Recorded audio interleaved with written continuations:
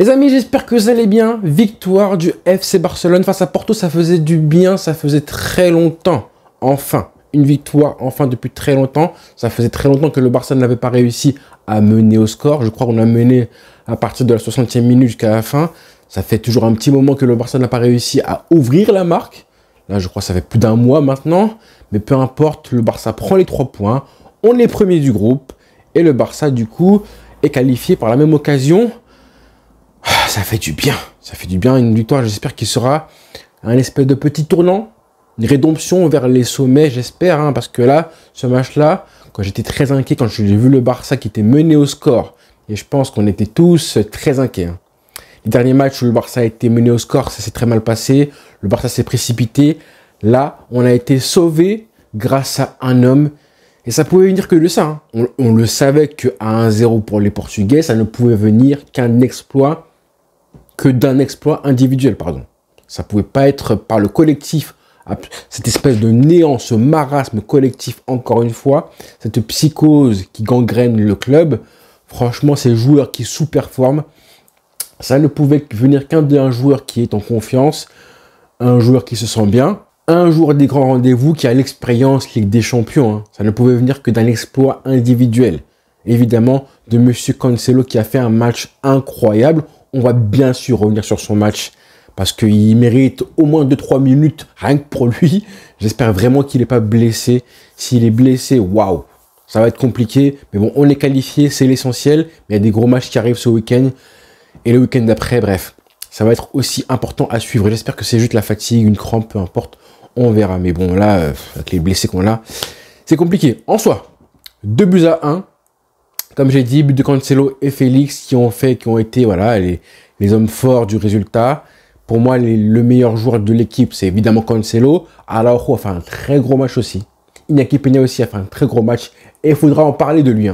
Je ne vais pas l'oublier parce que je pense qu'il y en aura plein qui l'oublieront. Un match à enjeu, un match de Ligue des Champions où tu remplaces Ter Stegen comme ça, là, on te jette un petit peu à l'aventure. Certes, il a eu un match pour se chauffer le week-end dernier, mais ça, c'était un match hyper important à enjeu. Il aurait pu se pisser dessus. Franchement, il a été incroyable. Donc vraiment, chapeau à Iñaki Peña. Il a fait des arrêts qu'il fallait. Il a gommé les bourdes défensives du Barça. Franchement, la défense du Barça, elle m'a fait tellement peur ce soir. Franchement, Xavi, là, je ne comprends pas. On a passé un an, certes, le socle du Barça, la force du Barça, il y a un an, c'était la défense. Alors, je ne comprends pas pourquoi on ne s'appuie pas plus dessus. Pourquoi un mec comme Christensen ne joue pas. Pourquoi on ne retrouve pas la charnière centrale qui a été un point fort avec Araujo Christensen. Certes, Araujo a fait un très beau match.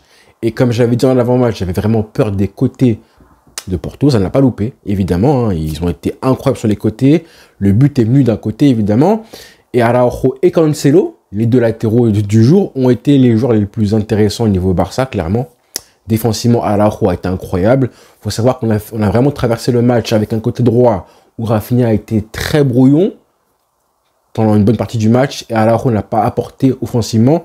Et un côté gauche avec une connexion beaucoup plus offensive et intéressant avec Cancelo et João Félix. Mais Cancelo, merci à lui. Encore une fois, il marque ce but. Il réagit. C'était important de réagir tout de suite après le but. Si tu prends ce but-là et que pendant 10 minutes, tu ne marques pas, là, les 10 minutes, vous savez comment ça se passe. Là, les joueurs commencent à réfléchir, à commencer à se précipiter. Tu es mené au score. Mais là, le fait qu'on l'égalise, je pense que ça a mis un gros coup moral à Porto. Et du coup, le Barça, c'est, voilà, comme par hasard, vraiment l'aspect mental qui change tout, en fait. Vous voyez ce que je veux dire, la psychose qui aurait pu s'installer encore une fois parce que tu es mené au score comme les matchs derniers. Bah là, le fait d'égaliser par encore une fois un exploit individuel.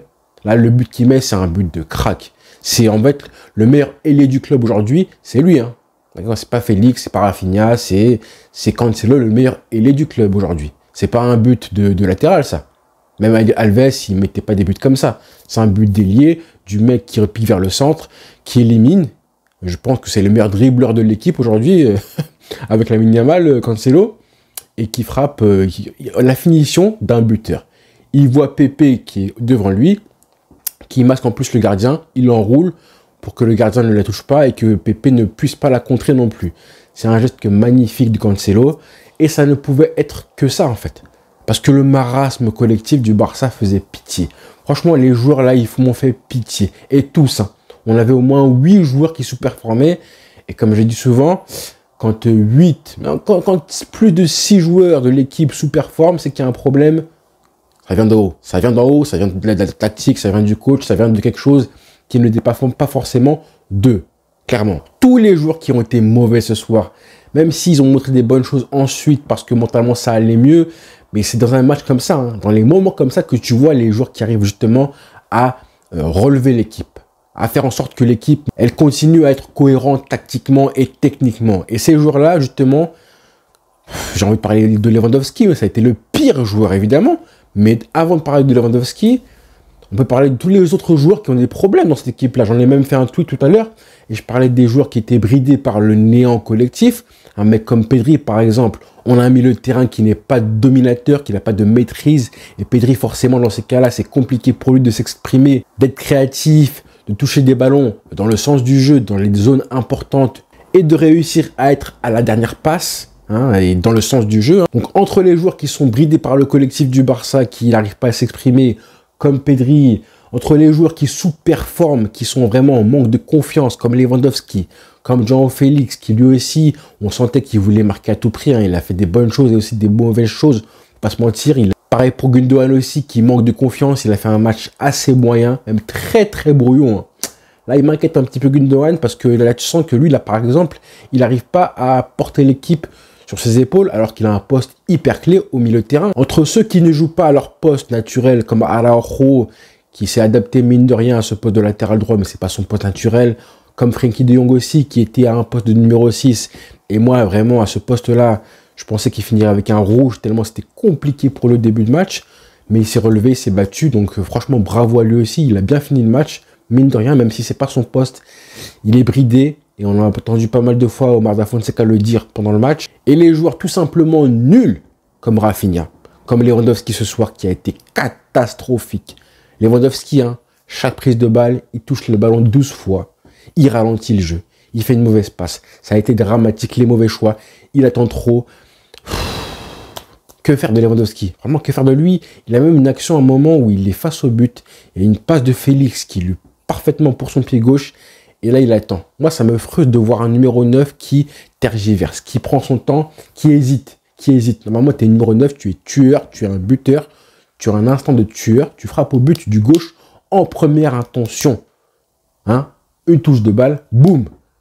Il n'y a rien de plus frustrant que de voir un numéro 9 qui ne frappe pas au but. Je préfère à la limite que tu frappes en l'air, que tu rates, que tu tires un drop comme Ousmane Dembélé, plutôt que le mec ne tire même pas. Plutôt que le mec ne frappe même pas au but parce qu'il a hésité. Ça me frustre, ça me dégoûte, moi.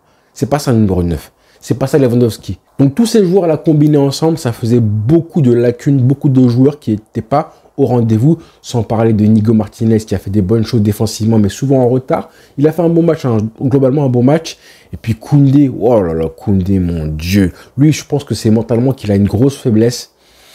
Tu sens qu'il est pas, dans les duels, c'est compliqué. Il avait aussi un client en face. Koundé, j'ai du mal. Hein. Et pareil aussi pour Ferran Torres qui entre en jeu pour remplacer Félix. Ça non plus, j'ai pas compris parce que ça faisait un côté droit avec Rafinha et un côté gauche avec Ferran Torres pour finir le match. Sans parler de Lewandowski qui est au fond du trou. Ça faisait beaucoup. Donc vraiment, à ce moment-là, on devait mettre au 3e but et on a failli le payer très cher sur une énième boulette de Koundé. Ça aurait fait vraiment très très mal. Mais bon, parlons du positif. Cancelo évidemment, qui marque ce but, qui fait une passe décisive magnifique pour Félix. Il s'est comporté en leader pour moi parce que voilà, il a mené les attaques, il a été décisif. Il a fait marquer en plus un joueur qui était en manque de confiance, à savoir Félix. Et on l'a senti, hein, plusieurs fois ils ont échangé des ballons. Je pense que c'était pas mal de la part de Xavi de les faire jouer côté gauche tous les deux. Il y en a beaucoup qui ont critiqué ça avant le match. Mine de rien, et ben voilà. On a vu que Araujo était bon côté droit, latéral droit. Que Cancelo était très bon aussi. Donc voilà. Mais bon, c'est pour un match. J'espère qu'on ne le reverra pas comme ça les prochains matchs. Et puis Cancelo, je parlais justement de l'action où Lewandowski rate, tergiverse et tarde à frapper le ballon. Bah, c'est l'action justement où Cancelo fait une espèce d'amour de passe extérieure du pied, là, comme ça, là, pour lancer Félix, qui fait le bon appel de balle dans la profondeur, pour la placer en retrait à Lewandowski. Donc Cancelo, un match de bonhomme, de patron. Je crois qu'il a eu 10 sur 10. comme note, hein, donc c'est mérité, hein, c'est mérité. Heureusement qu'il est là. Il nous faut compter sur des hommes forts, en fait, tout simplement. Heureusement, parce que là, Xavi, ça aurait été très compliqué. Hein. J'avais dit avant le match, hein, si tu perds ce match-là, même si tu fais nul, ben là, je pense qu'on attend le point de non-retour.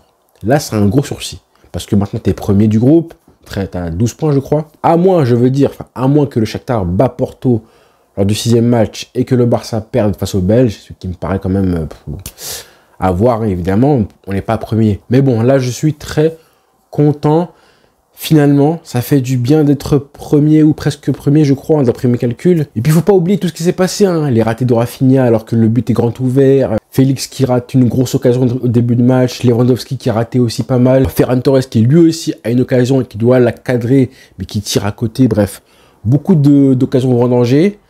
Donc, on prend les 3 points. Mais il faut pas oublier ce qui s'est passé ce soir. C'est une bonne victoire hein, qui fera du bien, mais bon, maintenant il faut avancer et ça va être comme ça, tous les matchs. Hein. Tous les matchs, raccro, on va se battre, ça va être dur, mais la confiance, ça doit repasser par des matchs où tu gagnes, peu importe la manière, quand tu te trouves comme tu es là aujourd'hui avec le Barça. Hein. C'était Porto en face, ils avaient une belle équipe, ils avaient des bons joueurs. Rafinha a eu du mal, par exemple, face à Zaidou, qui était latéral gauche, il a eu beaucoup de mal.